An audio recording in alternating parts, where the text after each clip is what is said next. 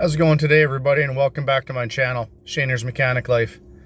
Got a 2015 F-150 here with a check engine light on, and also it's got the warning on the dash, check fuel fill inlet.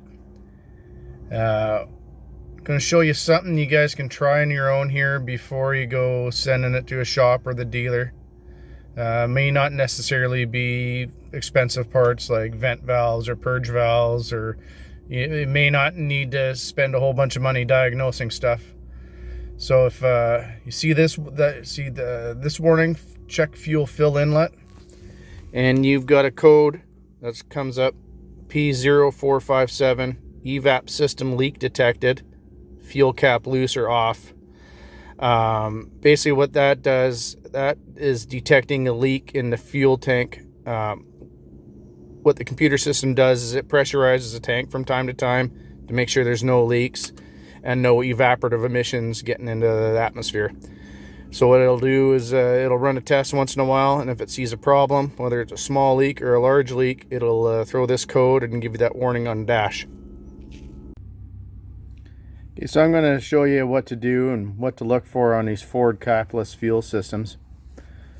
So first thing, open up your fuel door. You want to make sure there's no dirt or debris. There's a seal here that keeps everything out. Actually, as soon as I open it, I can already smell the fuel. So I'm pretty sure that's where our problem lies. Now with these, there's 2 doors that seal the system. So first thing you want to do is blow it out with some compressed air. Get rid of all the chunks and debris.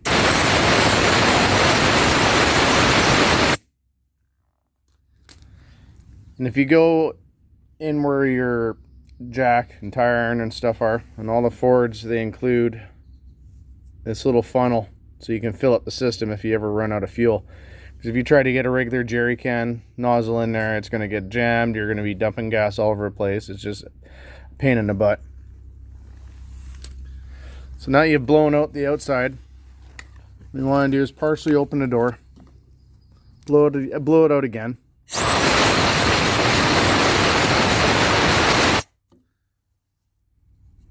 Now you know you're not going to be pushing any dirt or debris down into the fuel system. So take that funnel,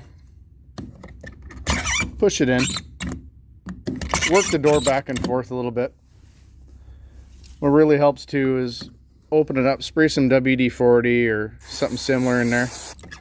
That just helps clean and lubricate all the seals that seal the system.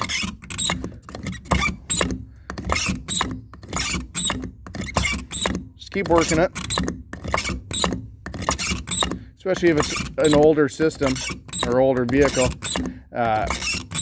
Things get rusty and sticky and stuff like that. So once you've done that, I don't know, do it 20 times or so. Get a rag, wipe off all the WD-40 or penetrating oil or whatever you decided to use there to clean it. So if you don't, you're going to get dust and dirt sticking to that, and that's kind of defeating the purpose of what we're trying to do here. So once you got that all cleaned up, shut the door. Make sure it fits tight. And then go inside and clear your codes. And then you're going to have to take it for a test drive for a little while. A lot of these systems, they only run the test. You might have to drive it for 2 or 3 days. Certain conditions have to be met for it to run. So what we're going to do, we're going to run this for a couple days. I can't force the test because there's actually too much fuel in it. One of the conditions is it's got to be below 85% fuel, and he's got this thing filled right up. So we're going to get him to run it for a couple days, bring it back, and then we'll recheck it then. Okay, I've got this F-150 back after he's run it for 3 or 4 days, and he's got pretty much 300 kilometers on it. I've hooked up my scan tool and checked the test, and the computer has run the evaporative system test. It has come up complete.